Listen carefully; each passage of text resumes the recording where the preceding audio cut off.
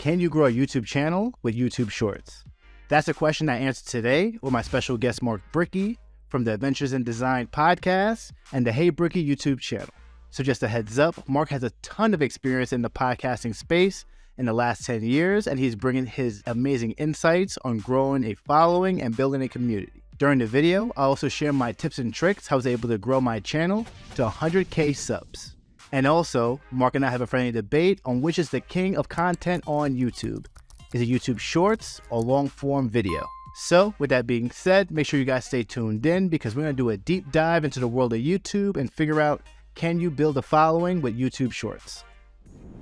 Anderson Bluu, what's up, my friend? I don't know whose show we're on or what we're doing, but that is the state of 2023. Just content coming at you from all directions. Hey, man, I'm good. The weather is getting better in New York, as you can see behind me.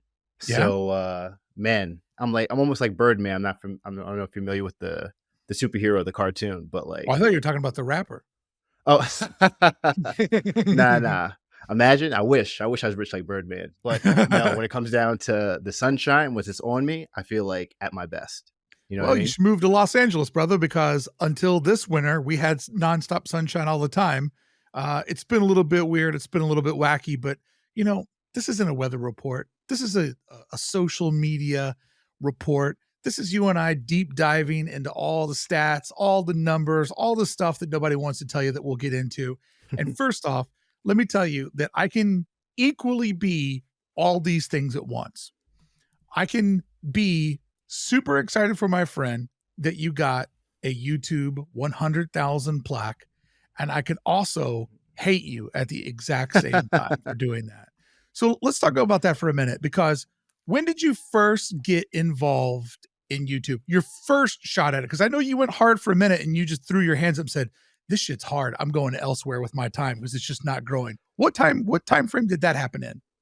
It was easily 2019. I can't remember what happened. Kind of have like a fog, but yeah, that's when I started to see like things were happening with the art prints. Just start to see that people were picking it up, people were buying it. And that's when I said, like, you know what, as long as there's a convention, I'm going to try to go to the convention. Right. I'm going to bring a video person with me and shoot it vlog style, because in 2019, I'm not sure if Casey Neistat had already hit his peak at that moment, but vlog style video content for YouTube was the thing. Right. So in my eyes, I was just like, yo, if I can go to as many spots as possible, if I can go to places in the US and outside the US, I should be able to build a following with what I'm doing. So that's when I first started. And I gained a whole 2,000 subscribers. Yep. All right. So let's stop there for a second, because I think that's a pretty normal trajectory of people start consuming YouTube and they go, wow, that looks really fun. Then they start making YouTube content and they realize, wow, it's very, very time consuming. And the more fun videos that you watch typically are the ones that have the heaviest edits. Then therefore, by law of reduction, they're the ones that have the most amount of time put in them. Casey Neistat, for example, oh, this guy just films his life every single day. No big deal. There's got to be 90 minutes of my day that consolidates down to an entertaining 9 minutes. And then you try to do that like many people did, and you realize, oh my God, this is unbelievably difficult. It's hard. It's time consuming. And not just delivering it, it's the editing. Shooting is always fun, but it's that post-production work that you can really get into a time deficit where you're like, I've worked on this for 3 hours and I think I have a solid 30-second opening. And then when you look at the numbers that you're met with, you just go, this is a fool's errand. I'm working my ass off. Right. I'm putting in all this time in this content. So 185 people watch this video. I thought YouTube was this thing that grows and it's the second biggest search engine of all time. And it's only second to, the Google search engine, which YouTube is also a part of Google. So technically it's a BOGO, a buy one, get one. And you're in both of those. And then you put all that work in and you go, okay, I'm now Chris Farley and Tommy Boy. My fat ass is sitting out in that little rowboat going, sure could use some wind. Sure could a little bit. Use some wind right now. I need some wind in my sails, right?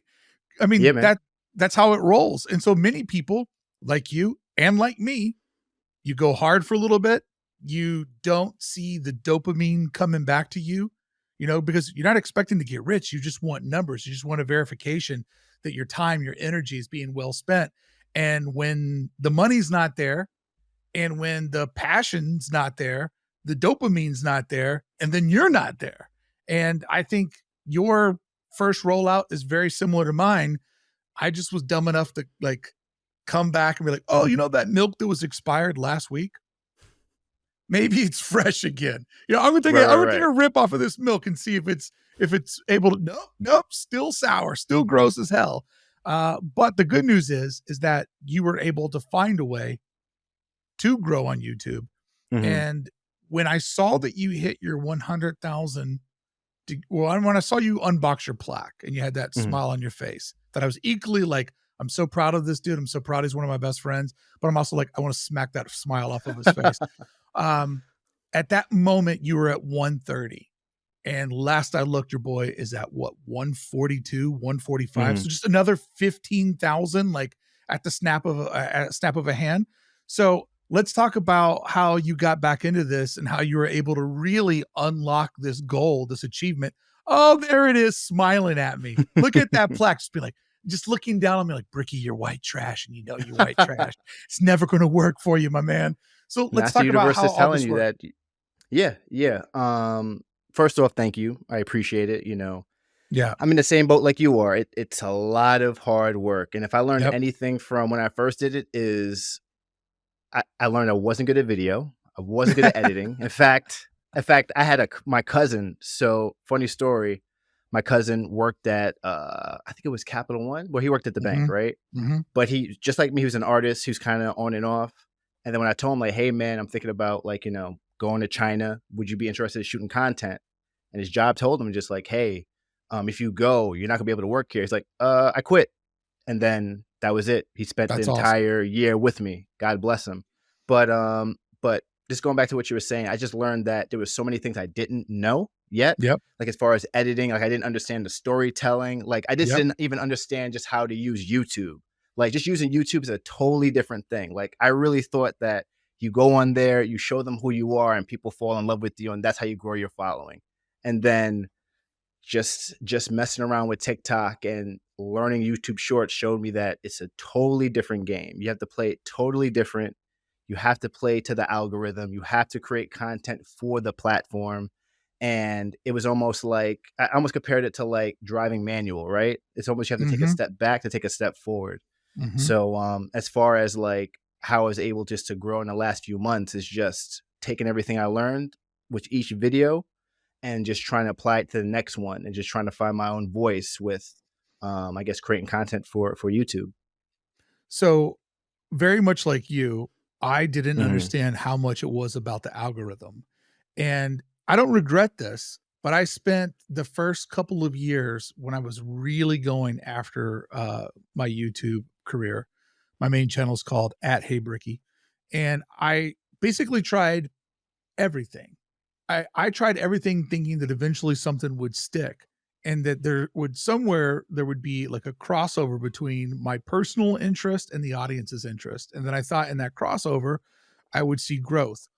And I'm not going to lie, I did see some growth. I mean, I got past that state of you put up a video and you're like, cool, that was a lot of work for 185 people to watch it. Like I remember breaking into, 1 to 2,000 people watching a video, then getting to 5 to 10,000, and then having the occasional video that would break, 20, 50,000 views. And it felt legitimized like it was happening. But the first part of that career, what I focused on, and I don't regret this, is I focused on two things that I think ultimately will serve me well, but I'm missing the final piece of the puzzle. The two things I focused on was building community. So just like you said, showing up and hoping that people fall in love with me. So I worked really hard to make sure that my personality was there. I am a natural storyteller, so I made sure that everything had 3 acts to a story. I make sure there was conflict, resolve. Like I really treated them like scripts. And I also worked on my ability as a filmmaker. I'm not the best at running a manual camera, but I've been learning more and more. But people don't necessarily want a manual camera. People want faster edits. They want faster storytelling. What I learned people want is they want emotion. They want to feel things. And so I really focused on being a filmmaker and a personality for the first part of my path. Now it's time to really focus on the algorithm, because as you and I have these like monthly powwows, some are recorded, some are just buds on a phone. We're both like dipping in and looking at the back end, looking at the numbers and saying, okay, I juked the stats this way this time. Can I recreate that? Can I replicate that success? And what are these numbers telling me? And a lot how a doctor looks at your blood work to get an overall panel of where your health is at. The stats on YouTube is your channel's blood work. It does show Mhm. you the health of your channel. It shows you where you're failing, and it gives you an indication of what you need to diagnose to grow. And man, you did it like faster and harder than anybody I know. And this is a difference that we had. And I think a big part of our conversation today is you really believed and you bet it all on short format content, which I personally hate. I don't enjoy consuming it. I definitely don't enjoy editing it.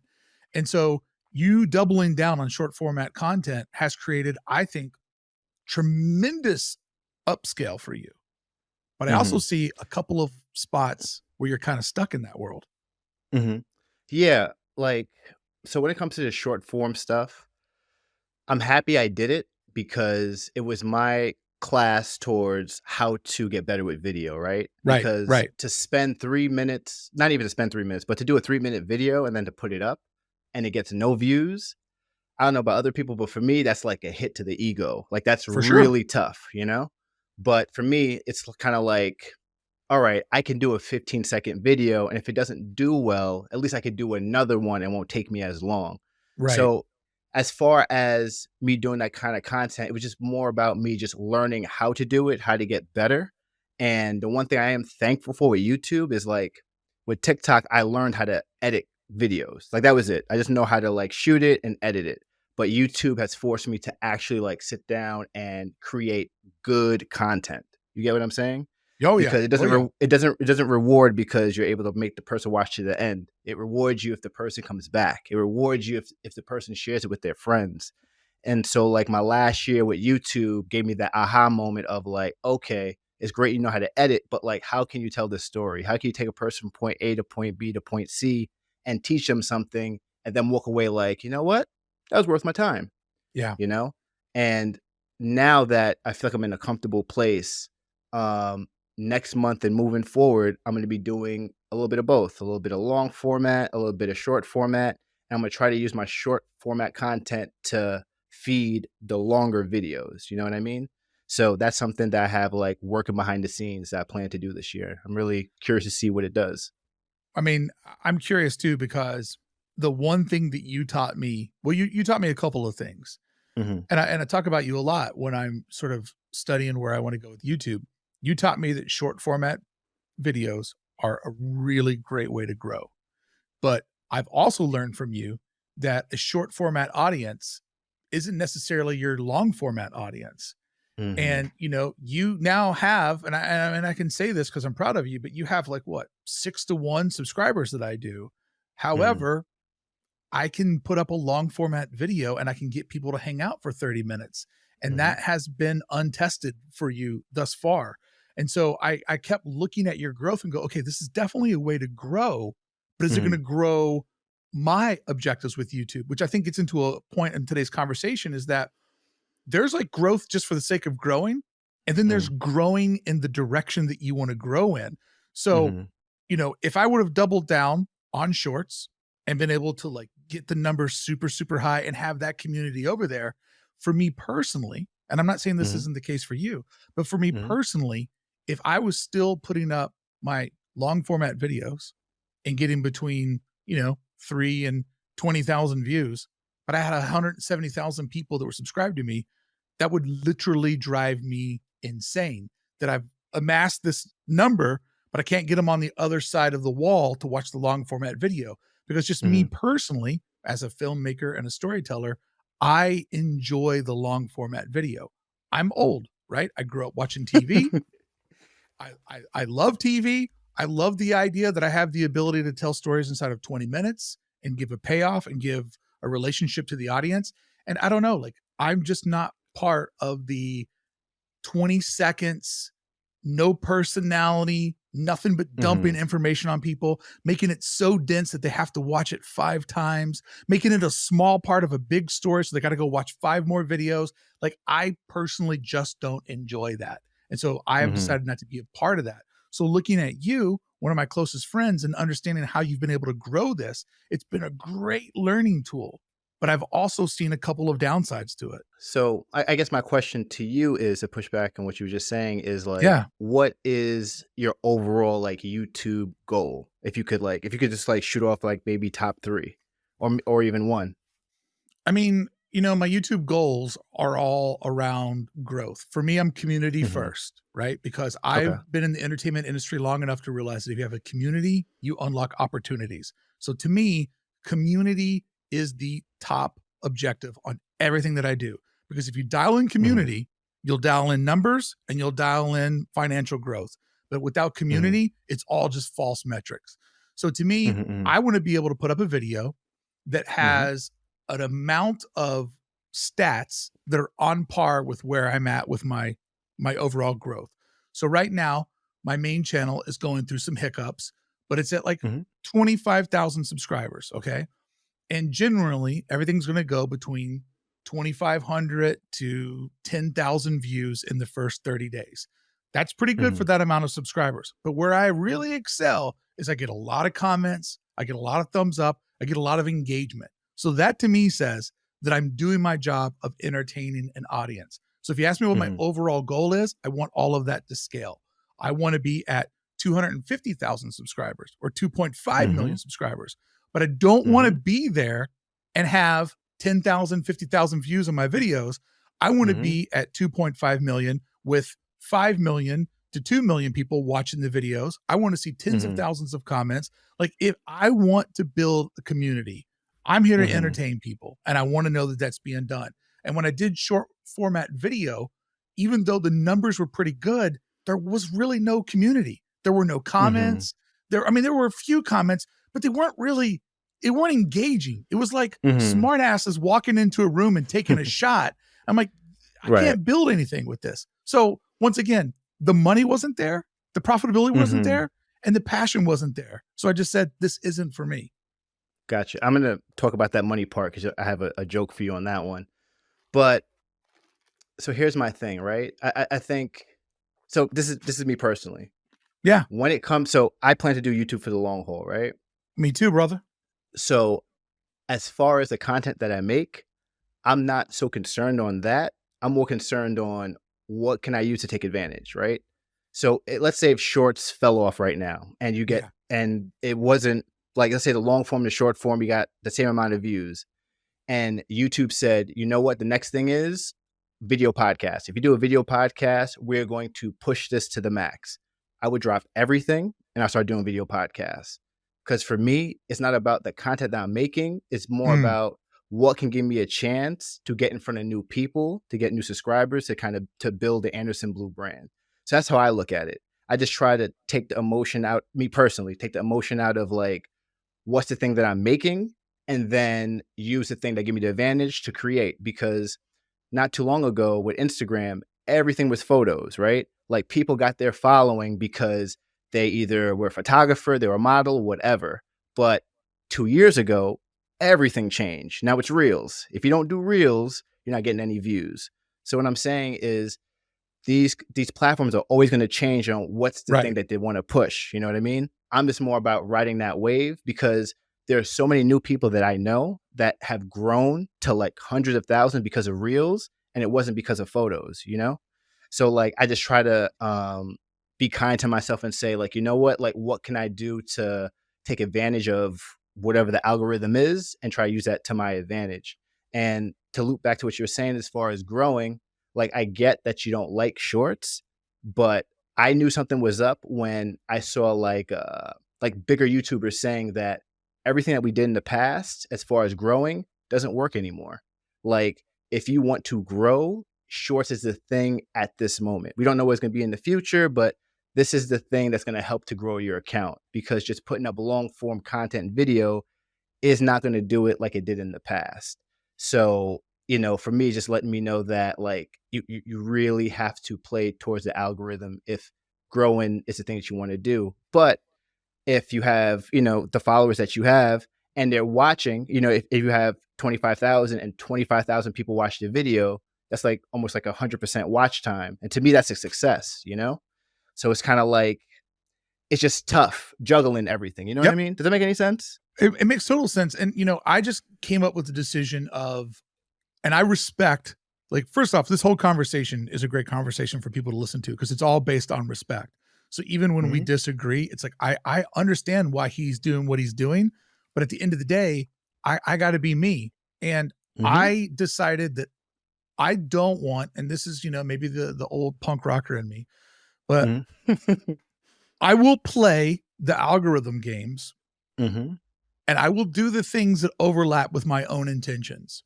But I am not going to sit here and create content that I don't enjoy and have less fun because it's the thing that I'm supposed to do. So if the next trend is video podcast, and I've recorded more podcasts than anybody, then I'm in the right spot at the right time for the first time in my dumb life. But if the next trend is micro videos where it's 5 seconds, I'm out. I don't want to be a part of that. And I don't care how much it grows because ultimately that's not where my growth is. So I want to tell you something and get your opinion on it. Pivot here in this conversation. So I've had a theory for a long time that my main channel, Hey Brickey, is broken. And I'm not sitting here saying, oh, feel sorry for me. The algorithm doesn't like me. Well, I don't know why it's working for everybody else. It's not working for me. That's not what I'm saying. So if you hear that, you're hearing this story wrong. I'll give you the tone right now. I'm going to treat you at home like your Chat GPT. I'm telling you a story about me and my journey on YouTube, and I realize everything here is my fault. Do you understand? Okay, you understand. Let's go. I think that the biggest mistake I made when I came back to YouTube is I took a channel that I'd already created, a channel that I started back in 2012 when I was recording video podcasts. In 2012, I was doing that. However, many of the guests, video is a new format. And when I would try to book people to be on the podcast, they're like, you record the video? I don't want people to see my office. I don't want people to see my home. Female guests were like, I don't want to have to put on makeup. So because it was intrusive to my guests, I stopped YouTube in 2012. I would come back. I would post like podcasts on there, but it would just be an audio file with no video moving. I then tried to do a little bit of lifestyle vlogging. I dipped in, tried theme parks. I dipped back out. I did live streams. I did this. So essentially, I'm telling everybody at home, YouTube doesn't hate me. I hate myself. I tried so many different things that I believe the algorithm on the channel that I've been grinding away on, I believe that it's broken. I believe that I have given that channel so much different data that when I make a video and it goes to shoot it out to a sample audience, it always misses. Every video I've put up over the last month's like, sorry, people just aren't deciding to watch this as much as your other videos. And I think that's because it's so confused on who in the hell is supposed to watch this stuff. Because I haven't been consistent. I thought consistency meant post regularly. I didn't know it meant make the same video every time. And that is a lesson that I learned. So I was getting frustrated and I had this theory going on like, man, I'm seeing so many people growing 10 times faster than me. And this is the thing where, I feel sorry for myself when I make my own mistakes, but I'm also very arrogant at the same time. I know I'm a good editor. I know I make good videos. I know they're entertaining, and I know the audience they're intended for. If and when they push play, people walk away excited. I've got excellent watch time. I'm over 50% on most videos. My first 30 seconds is always around 80 seconds. Like I've got, 80%. Like I've got very, very strong watch metrics. I think that's the only reason why YouTube hasn't completely given up on me, because I can get people to watch a video on average 14, 15 minutes, which is very, very long on average. But Anderson, I think that I was giving it too much data. So you know what I did? I started 2 new YouTube channels. God bless you. Thank you. And I wanted to see what would happen if I had a fresh algorithm. If I could start over and train an algorithm, this channel is singular in its focus and its discipline. So what I did is I did a channel called Brickey Talks Disney. All it ever is and all it ever will be my pumpkin head talking to you about Disney. It's a talking head channel, right? Mhm. Either I'm in this studio here, or if I'm in the theme park, I'm just talking to you. So if you subscribe, it's always going to be this dude talking about Disney, always giving you the news and his own thoughts. And I'm the guy that tells it the way that it is. So I'm happy to say that this channel that I put the very first video up on January 6th of this year, I thought that would be a special day to celebrate. I was gonna say, I was like, wait a second.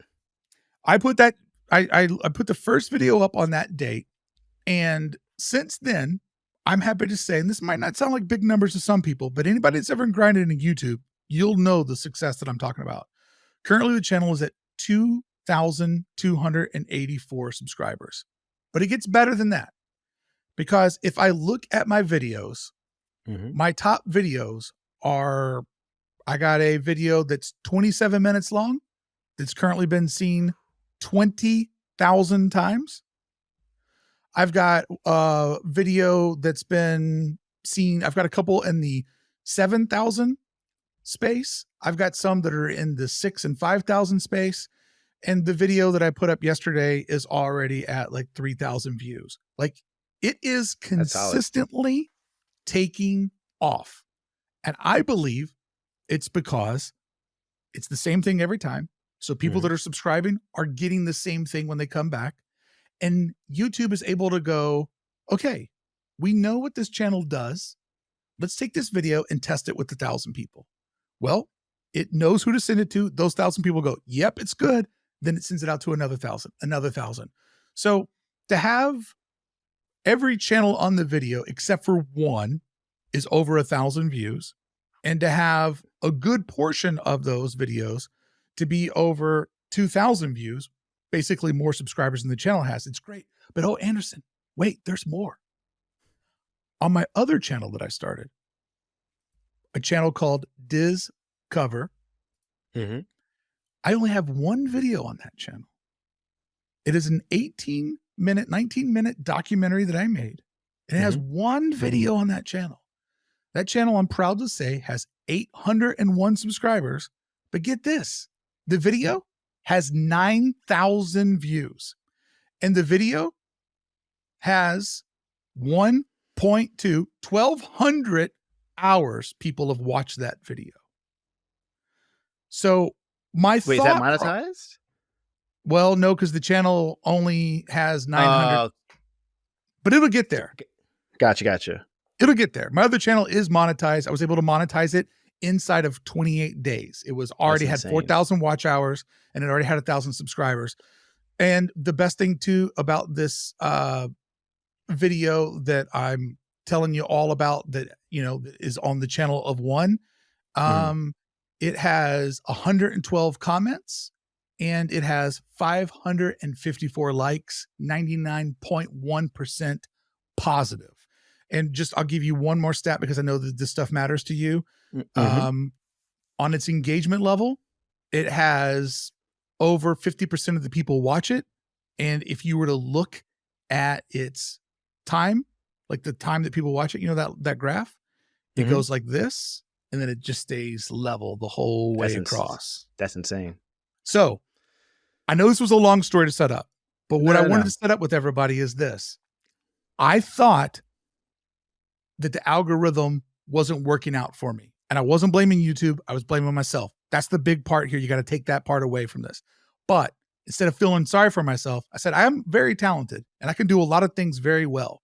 What if I divide myself up and go over and make 2 new channels with one singular discipline? Can I prove to myself that A, I'm a good filmmaker, B, I'm a good storyteller, and C, I understand how this fucking thing works. I've just broken it from trying too much on my main channel. And I'd have to say A, B, and C have all been proven to be, yes, I am, and yes, I did, and I do know how to fix it. That's awesome. Well, first off, congrats, because thank you.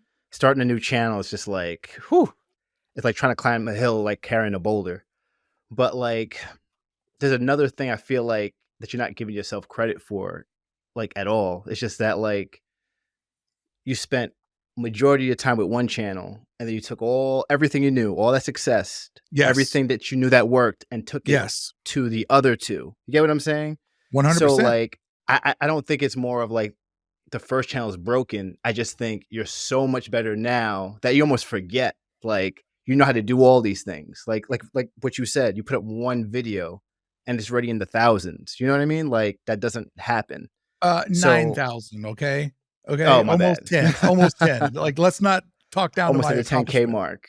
But no, seriously, I feel like that's the missing piece, is just that like it takes time to do this. You know what I mean? And I know I'm one of these people that I want things to happen fast. I want to happen Me too. immediately, especially when there's money tied to it. But like, just like being an artist, this thing takes time to really craft, how to do this thing. And I think it's paying off, and I think it will continue to pay off. Yeah. And the thing that I want to point out to people is that, when I started these channels, I said, okay, I know how to, like just like you said, I've put my time in. I know how to do this. Like if I were to sit down and coach somebody on how to start a channel, I could do it because I have put my time in understanding it. But the problem that I'm having with my main channel, Hey Brickey, is that even though I know all this, it's so broken and fragmented over there that I wanted to just kind of take my foot off the gas. I wanted to focus and emotionally reboot on these projects. And then I wanted to go Mhm. back to my main channel and go, what's the future for this channel? And I figured it out. I want to make long format, evergreen Mhm. content. I want to put up one video a week, and I want that one video to have the ability to live for 1 to 5 years. And if the video does expire, like my very first video I put up, it's 35 minutes, which is way too long, but it Mhm. is literally everything that I know about Avengers Campus inside of Disney's California Adventure. And I mean everything. And it is like 100,000 TikTok videos because it's all information. It's just boom, boom, Mhm. boom, boom, edited in a nice way. So all the information is grouped together, but it has pro tips, it has hacks, it has fun facts, it has history, but it's all in there. And that video will be relevant for years to come. And if it's not relevant anymore, all I need to do is reshoot whatever new thing happens, take the rest of that video and either re-overdub it if my voice has changed a lot, or just put a new scene in it, re-upload it, new thumbnail, and be like, Guide to Avengers Campus 2027 edition. That's all I have to do. So I'm now programming that channel that it's one video a week, evergreen, because what I need is I need part of my life here to Mhm. where I don't always have to put a new log on the fire to get some action. I need something that can just burn and burn in the background because that's where you make the most amount of financial and community growth over the long haul. So that's my goal. And so far it's going horribly because the algorithm is so confused that that Mhm. video that I put up, it's my worst performing video that I've put up in like a year. But The evergreen one? the evergreen one, yeah. Okay, okay. And here's the reason why. Nobody's searching for that. Nobody is like looking for that. Like, because everything I put up has always been in an SEO bubble. I've been chasing the disposable headlines. So when I put something up, YouTube goes, man, a lot of people want to know about this. I put up a video that's just really great information and nobody's looking for it right now. But you know what that video has higher than any other video? It has one stat that's beating every other video on my channel. It's search rate. Its search rate is like at 18% because people are finding that video because they're searching for it. And I went through the video and I meticulously made it lots and lots and lots of little chapters because you and I both know the power Mhm. of searching for the YouTube chapter. I was just gonna say that because I was just gonna ask you, like, I know you're doing evergreen content as far as content that will last a long time, but like, how are you choosing like which content to do for that channel? Yeah. Like, So are you looking it up on like Google Trends? Or are you like trying to play towards like things that kind of reoccur, like holidays and stuff like that? Like, I'm curious on like how you're choosing, uh, what kind of video and what topic that you're going with. all right. So the first one, so there's just some things that I know that I need. right? Like they're just evergreen, and I just need them because people will always be researching vacations. People will always be going to the park for the first time, or people will be coming back for the first time in years. So I just know that I need these, and I know that there's a need for it.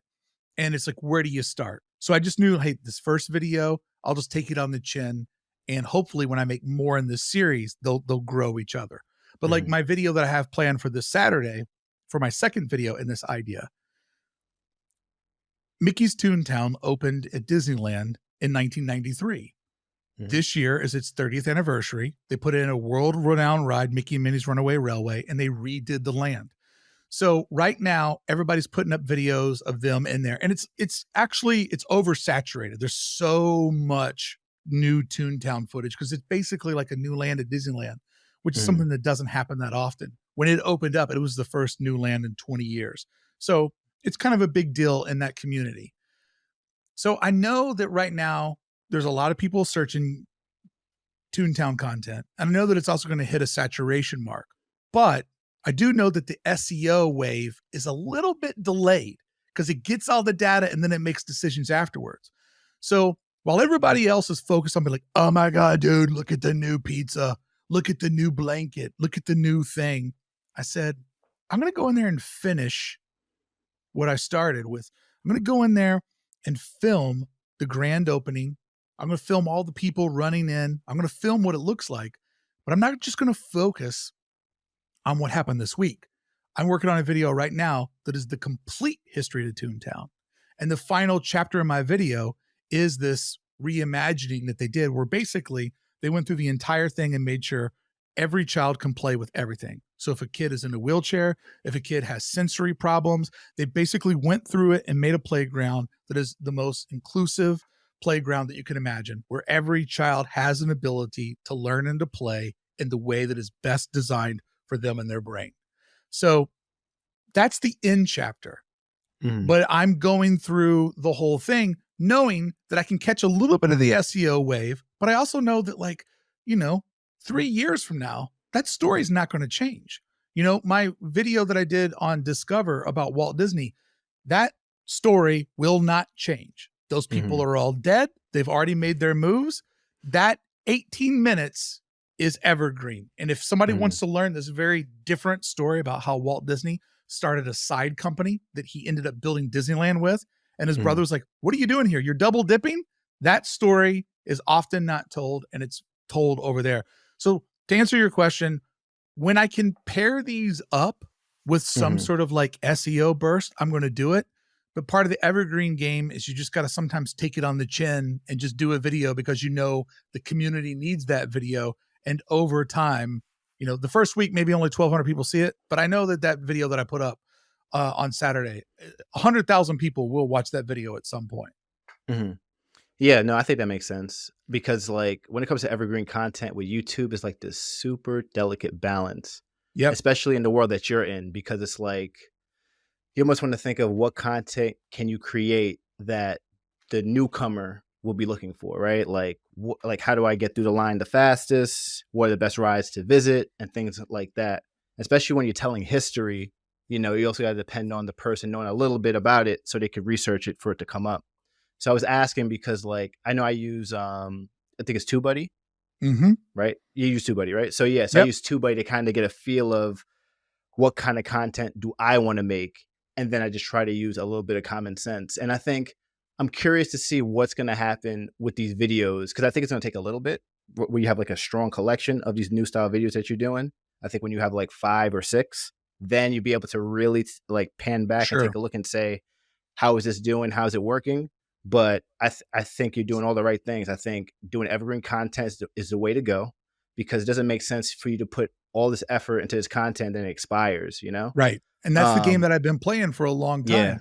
Yeah. And when I started the channel Brickey Talks Disney, it is all that content expires almost as soon as it goes up. But it's recorded and produced in a format where those videos take under 3 hours to make. And that's including research, writing my script, my performance, and my editing. Like, I have got those videos down to where if there is breaking news that happens right now at 1:00, if I really needed to, I could have a 15-minute explanation up by 2:30. I've got it down. And so therefore the diagram of effort in and return out is balanced. Mm-hmm. And I think, and I was telling my sister this the other day, because we were dabbling in doing a podcast for like business and marketing. And one of the things I told her was like, yo, look, we're so busy, we don't have time to do content that's going to expire. It has to be evergreen right now. Right. And when you said that, me thinking of you just have to do what best works for your schedule. I think the content you were doing before would be fine if you had an editor doing the grunt work. You know, like you had a format, you gave it to that person, you gave them the audio, you didn't have to worry about it, you move forward. But I think because right now you're doing majority of it, then evergreen makes the most sense because you just want to make sure you get paid for the amount of work that you're doing, or at least try. You know what I mean? Well, I mean, in the 3-prong attack that I have here is that I have one channel that is disposable content, but it's getting the highest yield because that's what people are looking for. So I look at that as sort of the loss leader, like people find me through there and then maybe they check out my other stuff. And so far the new channel has proven to be a very good promotional tool for the other 2 channels. And so the smaller channel that only has 1 video on it, those documentaries take a long time to create, but that's what nourishes my soul. Like I love making that type of content. And the fact that the first video has already, close to 10,000 views, and it's the only video on the channel, shows me that that is a channel where things can grow low and slow for the long time. And then my main channel is somewhere in the middle. It's a nice video once a week, well edited, put together. I'm in front of the camera on that one. You'll never see me on the documentary channel, but I'm not always in front of the camera. Like it's fun and it kind of fits in that middle ground. So my goal is to have a practical release schedule for all 3 of these. The smallest channel, the documentary channel, gets 1 video a month. The Hey Brickey, my main channel, gets a video every Saturday. And then the news channel, I have every Monday I do like a This Week in Disney News, and that's taken off really well. People are like, hey, this is great. This guy covers all the Disney parks and the Disney entertainment. It's inside of like 25 minutes. It's fast. There's a lot of stories in there, so it's fast paced. That's doing really well. Then I also have a series that I knew would be a winner. It's called Disney Guests Gone Wild, where all throughout the month. They going topless? What's going on? Yeah, kind of. I mean, there are some topless people over there. But because it's Disney, I say a young lady showed her jingle bells. And if you're like, oh, that's cool, that lady showed her jingle bells. Well, let me ask you this. Do you want a creepy old guy to show you his candy cane? Because what's good for one is good for all. So, but I realized that post-pandemic, we're in a new world where everybody's filming everybody. And there's a lot of people that just do very disturbing behavior inside the bubble that is the Disney parks. So I decided that all throughout the month, I would collect all these bizarre stories, do them in a countdown format from bad to worse, and basically use Disney Guests Gone Wild as a very sensational, like a very clickable video, because you see a girl literally pulling her shirt up on the cover of the first 2. And you're like, what is this going to be? And then you go in there and you realize it's somebody who loves the parks, loves being a citizen of Disneyland, and basically is like, check out all this crazy stuff people did. Can you believe they did it? And what is the lesson that we can learn from it to better ourselves? Like one of the things I always say on the 2 episodes of this that exist is a good rule when you go to Disney parks: don't ever touch anybody that you didn't show up with. Like don't touch the characters, don't touch the cast members, don't touch other guests. Like you shouldn't touch anybody that didn't show up in your car, unless, Mickey Mouse, like, hey, give me a hug or whatever. And even then at my age, you'd be like, it's cool, bro. Let's pound it out. So that video series is doing exceptionally well because it's packaged to look like one thing. And people are like, oh, this has got to be gross. This is going to be horrible. I think it's going to be like Nelk Boys when they go in there. And it's actually somebody who's very, very reasonable, being like, this is insane. This is crazy. Yeah. This is not acceptable. And this is kind of where some of these folks went wrong. No, I think it's a good idea. I have to check that out after this.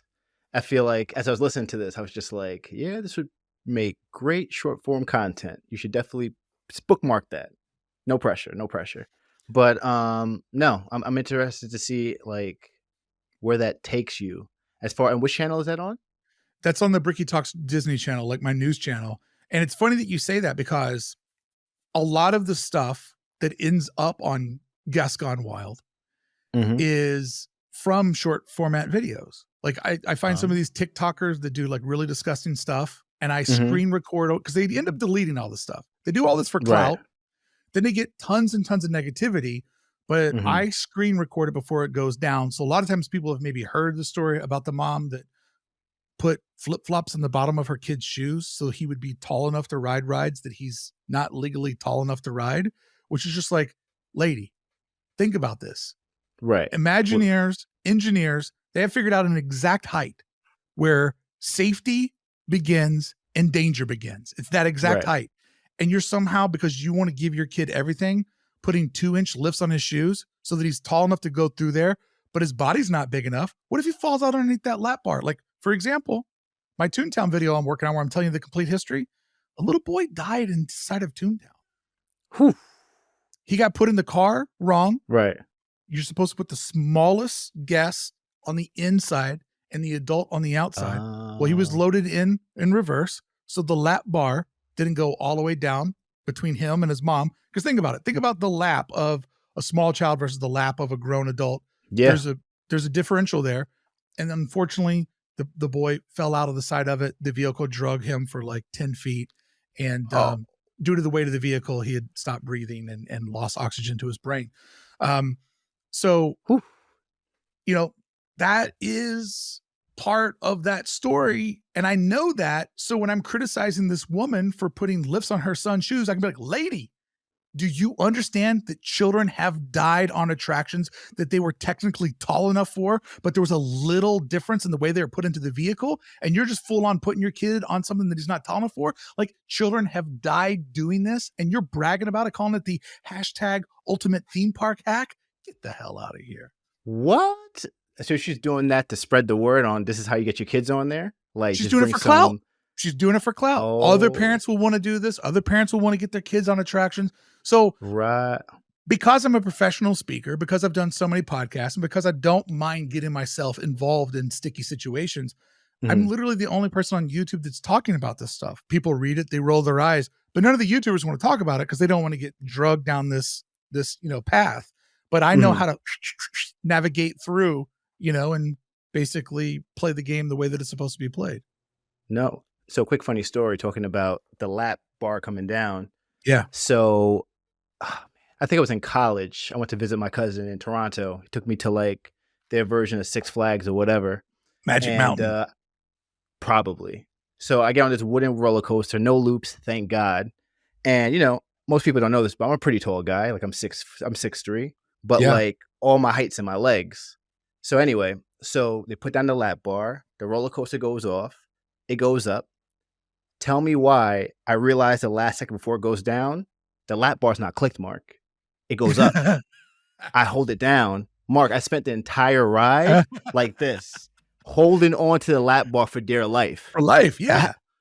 I haven't been on a roller coaster since. And I'm a grown man. And I was terrified. You know what I mean? So stuff like that will rock you, man, and all that stuff's put in there for your own safety. So when, like another thing that we had on last month's episode was this chick that I give all the people nicknames because I don't want to call them by their real names. So this lady that I called Breadhead, her Breadhead and Waterboy. Waterboy drank water out of Splash Mountain. I'm like, well, if you want to drink that racist water and get a bacterial infection, you're only hurting yourself, dummy. But Breadhead, she took a bread bowl onto the Incredicoaster, which is the fastest roller coaster that Disney has. Used to be. And so she's eating a bread bowl on a roller coaster and she can't get all the bread in her mouth. So guess what's happening? This bread that's got her saliva all over it is like flying past her and probably hitting me riding behind her, And we live in a time where people film this stuff. They think that it's cute and funny. And then when it goes up there, people are like, you're disgusting. You're everything wrong with America. You're everything wrong with social media. And so I screen record these and be like, by the way, it was deleted, but if you want to see it, here it is. Right. And, but once again, all these decisions are based on algorithm. Yep. I know that outrage gets people to click, but outrage alone doesn't get them to stay, and outrage alone doesn't get them to come back. So let me give everybody at home a lesson. Yep. Toontown opened up on Sunday. I went in there. It's very, very inclusive. It's awesome. Overall, I'm a big fan of it. I think design-wise, they got one thing wrong. But as I was driving home, I was like, they did take a lot of the original stuff out. For example, there was a Chip and Dale tree house that had a slide and a ball pit. Well, you can't use a ball pit in 2023. And you also can't use a tree house because there are some kids that can't climb up the stairs. And if you're in a wheelchair, you probably can't go out the slide out the side of Chip and Dale's treehouse. So it's gone. And in its place, they put a picnic area in. And that's one example of there was an attraction someplace and they removed it. And now there's either nothing there, AstroTurf is there, or like playground equipment. So I just said, hey, I'm a big fan of it. I love how every kid can go there and play. Mickey and Minnie's Runaway Railway is an amazing ride. It's my favorite ride. So the land, I think, has been made better. But let me just ask you a quick question. Was it a bait and switch? Where there used to be a tree house, now there's AstroTurf. You used to be able to go inside of Donald Duck's boat and play. Now it's just a prop. There used to be 2 water fountains or 2 decorative fountains. Now there's just one. There used to be a ride that went through the middle of it, and now it's just a walkway. Like I basically went through and said, these are all the things that used to be there. And with what they were replaced with, I just want to ask you, was it actually an upgrade or was it a shiny bait and switch? Right. That's what I titled the video about. That's what gets people to click. And that's what's created an amazing conversation. Because I just said, hey, I like it. But I want to know, after I give you a listing of 8 things that were taken away, and I mean, everybody knows that 2 is better than 1 or something is better than nothing. So I just did basic math on this was taken away, that was put there in its place. And if you frame it that way, it could seem as if it was a downgrade. And I just ask everybody, tell me. And most people are being like, no way, man, it's way better. And most people's argument was like, well, all that stuff was broken. And I go, okay, so they couldn't have fixed it or they couldn't put in something that worked? Like, you're telling me that a play area isn't as good as AstroTurf. I just wanted to play devil's advocate of, if you really step back and think about it, everybody's being like, oh my God, it's so cool. They put a picnic area in. Technically, they took out an attraction and gave you nothing. And people are saying it's the greatest thing ever. I wanted to be the one person that just said, devil's advocate, was it really better? Not my personal opinion, but just something that you should ponder. And that pondering, it made a great thumbnail. It's getting a great CTR. It's getting long watch time, and everybody's commenting about it. That's how you play the game. You understand what you love, what you like, but you also understand what creates a conversation, and you learn how to pose things in a way that will get people's attention. And then when they go in there, maybe it's not what they think, or maybe it is, but at least it's all framed in an intelligent manner, and it creates a dialogue, it creates a conversation, and that creates community. Yeah, I was just going to ask you, I wonder how that video did. And I've been playing a little bit with that same format also. And I almost call it like fake controversy, like where it's like you might present it in a way like it could be an issue, but at the end of the day, you're just kind of educating the person with common sense. Showing the resolve. Yeah. Exactly. And what I've been doing is like, I've been doing videos where like for the art community, I'll say like, never draw like this or whatever, or never shade like this. And people would want to watch it and say, well, I don't want to be the person making the mistake. And it's just little common sense things like, hey, you might want to go through it more than once, or you might want to approach it this way. You might want to go in with a game plan. And then I just land the video. And then I do get comments of people like saying like, oh, you can't tell people how to draw. But to me, it's like they didn't watch the video. That's not what I'm doing. No. I'm almost providing guidance on how you should approach it, how most people approach it. But you can do whatever you want. I'm just kind of just telling you how other artists do it. You kind of can either take it or you can leave it. Two thoughts there. There. When people tell me, well, actually, this is blah, blah, blah, I always like to give them a timestamp, like, you should watch the video because it's in there. I love telling people, like, you should watch the video because it's actually in there. You're just replying to a thumbnail and you're not going to watch the video. You think you know it all. You don't know shit. And then the other thing is this. You give me the same video and you tag it the best way to shade with this particular marker. And we make that same video and we go, the worst way to shade with this marker. 9-1. 9-1 worst way is winning over best way. Yep. Look, I can't reprogram society. I can only play the game the way that it's played. I can't help it. Everybody at home is miserable and they want to click on things that feed their misery. I can't help it. So I'm never going to tag a video. This was the greatest thing ever. I'm going to be like, didn't see this coming. That was wild. This was weird. Right. And you know why I do that? Because you make me do that at home. You make me do this because I want to make a living at this and I enjoy doing it. And I'm fighting every day to do it the next day. And you make me do this. So you go, oh, this is clickbait. Well, you clicked on it, dummy. You're the reason why clickbait works because it's inside of our brains. Yeah, I agree. And you know what I've been doing also is I've just been doing videos for both. I'll say, like what you said, this is the best way. This is the worst way. It'll hit somebody. Everybody's happy. As long as the content gets out there, I'm okay. But then again, I'm doing short form, so I got a little bit more time to make that happen. But what I do is I will use the same visuals and tell a different story, which saves me so much time. Just trying to like, especially if I finish the artwork, but I'm telling a different story. So I might say, this is how I shaded with the artwork. This is how I colored with the artwork. This is how I did the line work for the artwork. This is how I sketched with the artwork. Then I have 5 different videos and I have to go over it over and over again. Let me hit you up with some recently discovered hacks that I've discovered. Oh, I would love to hear it. You ready for these? Yep. You stop dancing. I see you over there getting ready to dance. You want to turn these into shorts. I already see you shaking your head and pointing. You don't be stealing my content, bud. All right. Here are a couple of hacks that I learned. When I work on documentary videos, so for you, it'd be any video that needs like B-roll when you get into doing your long format video.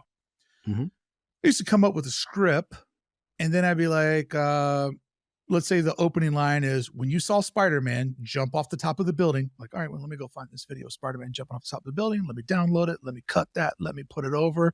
Okay, cool. I have just put video over 3 seconds of my documentary. And that took me 15 minutes. So 15 minutes for 3 seconds, we're going to be here all day.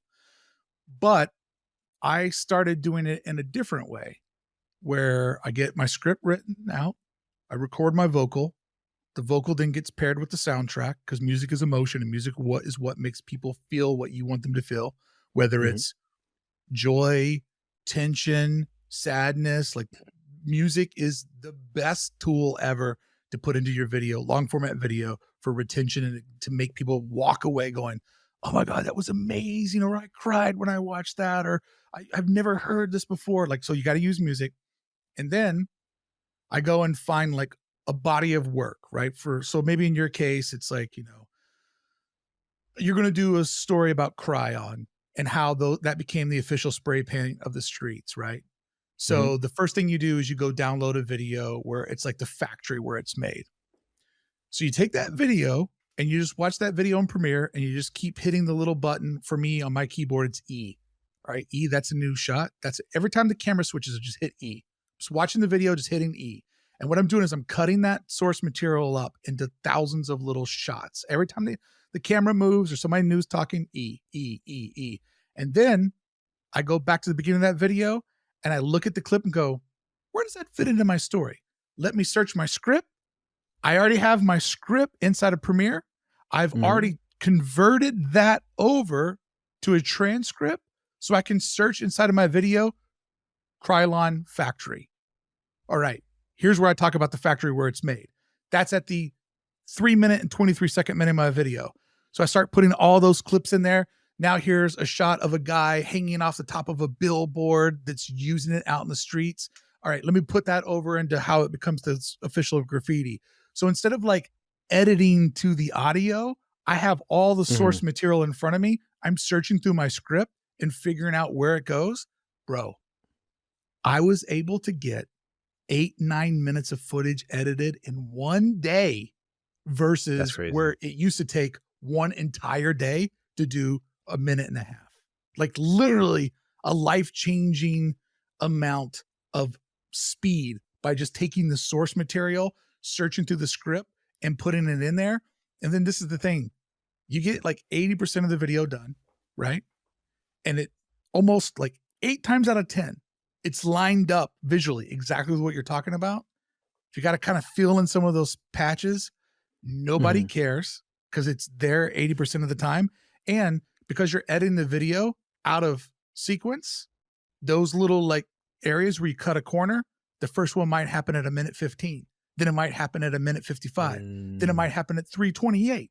It's not like, oh man, this last chapter, you could tell he got tired and he just like phoned it in and the video ends soft.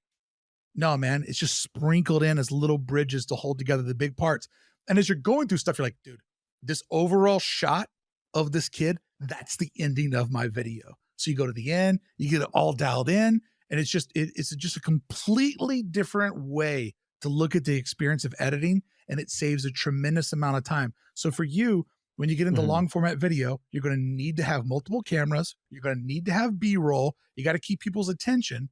So when you find that B-roll, get that B-roll, chop it up, and then put it back to wherever it is in the script.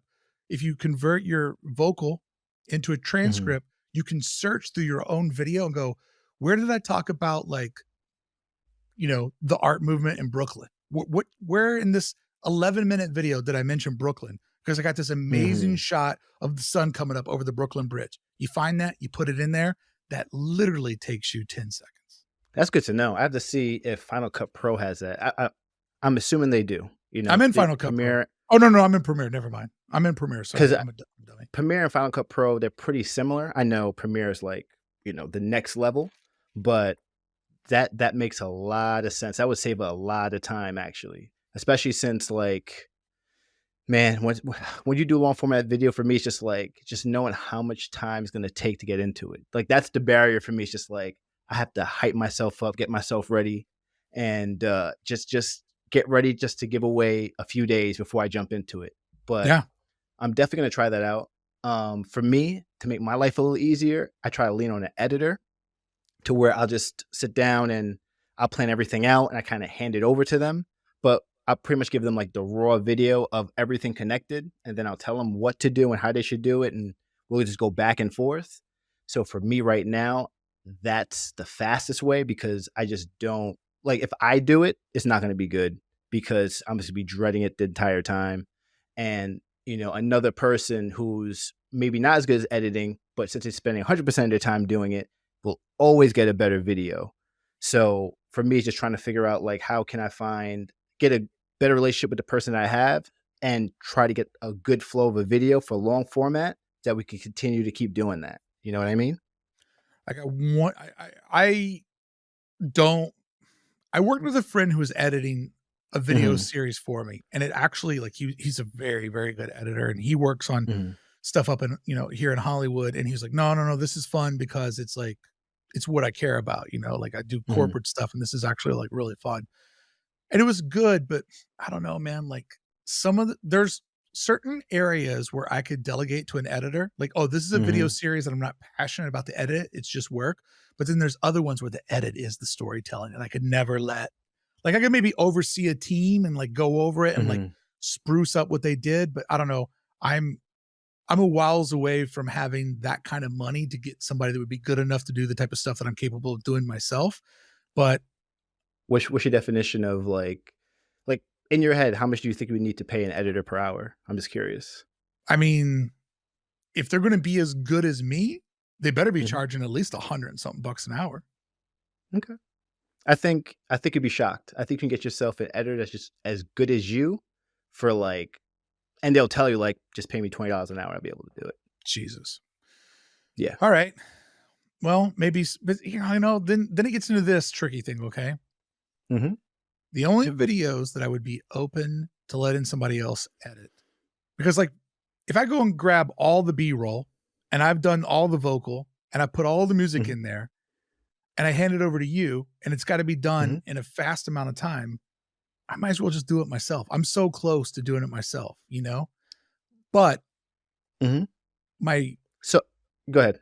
My faster videos, right? The one that I do on Monday, This Week in Disney News or Disney Guest Gone Wild, it has a fast turnaround. So I can't just give that to somebody at 3:00 on Monday and be like, I need it up by 6.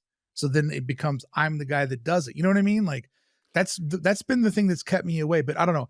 I got some things kind of on the horizon where I might actually have to hire some people because I'm getting ready to get real busy. I think if they could do one thing, take one thing out your plate, then it's a great thing. You know what I Right. mean? Like, it doesn't have to Right. be everything. And I do think once you get a format, especially if you have a format that you're doing over and over, please hire an editor. Because as long as you can show it to them and they have a good understanding, they'll be able to do it. You know, I know for a fact they'll be able to knock it out the park. In fact, I have a person, which I just learned about this like early last year, where like Dropbox has a feature to where he'll send me the video, right? And then I could like pause the video as I'm watching it and leave a comment. So when he goes into it, he sees all the comments at that exact fraction of a second and makes those edits. As soon as I saw that, I was just like, oh my God, like me and you, we could do this. Yeah. And I actually found I don't remember the name of it, but there's actually a free service that you could use that do the same thing to where you could stream it like a Google Drive. Yeah. And as it plays a video, you could hit pause, you could stop, you could make your edits, you could point everything. You'd be able to take care of it. Because for me, when you're editing with somebody, sometimes it's just that disconnect. You know what I mean? Yep. And I feel like technology's gotten so good that they thought of ways to where you could work with somebody, and even though they're not in front of you, it's almost like they're with you. You know what I mean? So something to think about. The way that me and my editor were working on that project was we would share the Premiere file. So we would each have all the clips. He would upload his version. I would go in there and do some stuff. And if he needed to make a revision to it, then I would send him the Premiere, or he would just like, because we already had all the shared footage that I had shot. So we kind of collaborated that way, which is pretty good. I got one more tip for you before we call it quits for the day. Yes, sir. All right. This is a hack on writing scripts. Okay. Script writing is a big part of YouTube. It's going to be a bigger part of your journey if you go long format. And this is how I've been able to write scripts super fast. I bullet out my thoughts, because if you're writing a script, you should have some thoughts. So I bullet out my thoughts. These are our 2 to 5 word sentences. They're sentence fragments. It basically looks like a set list for a band, you know? So these are my thoughts, and I got them all lined out where this thought leads into the next one. Because I have a lot of thoughts in my head and I'm a writer, that part of the process is a minute at most. Then I open up the microphone and I look at that first thought and I kind of speak it out, give myself like a pass or two at it, kind of try to get it poetic. If I can't figure out the word, I just sit there and pause. Like, oh yeah, that's the word I'm looking for. And then I say the word. So I basically like record it out as a vocal. Then I convert that vocal into a transcript. So now I have all of those thoughts written out. I give it a pass, take out some of the bad takes or fix the grammar or fix where the transcript editor didn't get my vocals just down and right. And now I've got it broken up to maybe 3 paragraphs. I take paragraph number 1, I go over in ChatGPT and I say, hey, rewrite this in an informative, friendly tone and sort of fix some of the structure and just make it sound like a little bit more polished or whatever. Like I got a paragraph that I just used to do this. And so then it takes my sort of crude train of thought, rewrites it in proper English, fixes some of the disconnects, makes it a little bit more poetic. If I don't like it, I say, yeah, do that one again. And sometimes I Frankenstein 2 of those together. But if it takes me a minute to put my thoughts down, if it takes me 2 or 3 minutes to ramble into a microphone, and if it takes ChatGPT, say a minute per sentence or a minute per paragraph to fine tune it, I've just written a 3-minute part of my script inside of 10 to 12 minutes. That is a major time saver. Sorry, I'm quiet. I'm just, my mind is blown because I've been using Chat GPT, but like, because it's so new, there's certain like little details that you don't think to use. And like, it makes so much sense. It's just like, why am I not? That makes so much sense. I should be doing that. Because I've been using it for not for timelines, but for outlines as far as like for content. And that's been a game changer. But to use it to, after I get my thoughts on paper and then say, can you make this sound a bit more friendly or more informative or even more exciting? That would definitely be a game changer. And It's I almost can't wait for April because I'm gonna be making some more long form content. I'm curious to see how everything rolls out now that like the following has grown a little bit. Yeah, a little bit. The best thing about this version of ChatGPT is that it is my original thoughts. It's my original IP, but it's just polished. It's just a little bit slicker, but it's nothing that anybody else could put into the robot and ever get back. Right. Because even if there is, because in my train of thought, you know, if there is like, well, Toontown opened up in 1993. Okay. That's a factual thing. But how I frame that is in my own voice. And then once that gets edited and pushed around, that's another twist on it. So, you know, with AI art generators or AI text generators, you always want to make sure you're using it in a way where your voice comes through. Because the worst case scenario would ever be is that somebody else could ask the robot the exact same question, get the exact same answer, and then you got a video where you're saying something the same as this dude, and then people are going to be like, can I trust this channel? Like, is this really just an AI channel? Like, are there real opinions here? So I'm just using it to speed up the process, but I'm a talker. So I get my ideas in front of me. I talk into a microphone that gets translated into text. That text gets a once over. Then the robot gives it a once over grammatically, poetically, and then it's good to go in my video. And that whole process, because I'm not sitting here thinking about the proper words or worried about sentence structure, a process that you literally used to be an hour and a half is now down to inside of a 15-minute window. Oh, that's amazing. Yeah. I mean, I don't know. I use Grammarly. I do too. Do people consider that AI? No, it's just making sure that I don't sound like a second grader whenever I'm typing an email. You know what I mean? So Grammarly will correct the fuck out of GPT too. It's like, oh, wait a minute. Oh, yeah. I see what you're saying, but hold on. Let's take a step back. But with everything you said, I feel like any professional, like if you were to write a book right now, right, and you have it under contract, do you think you're writing every word? Probably not. You probably have a person say, hey, tell me about your story. And they start writing things down, say, is it what you meant? You say, yeah. And then that's how you slowly start to write the book.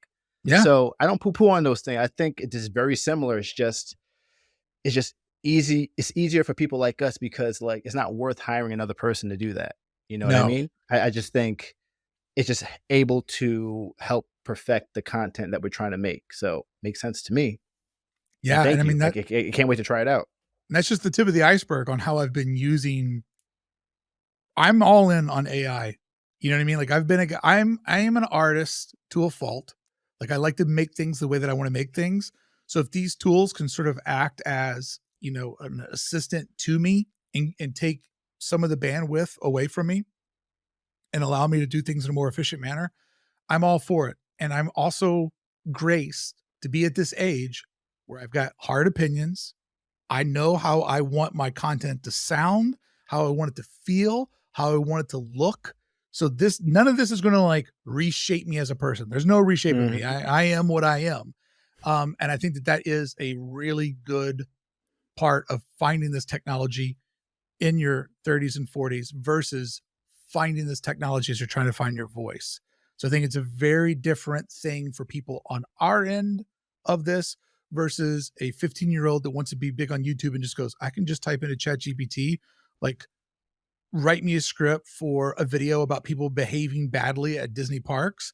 And then they do it in a way that's tonally completely deaf and wrong. And now they're like, check out this mom who couldn't take care of her kid. And then people are going to be like, don't you ever judge how a mother takes care of her kid. You know, like they don't have the life experience to know how to navigate these waters, you know? So I do believe that it is a cautionary tale, but I think you and I are formative enough and defined enough as people that it is a tool that makes things go faster for us.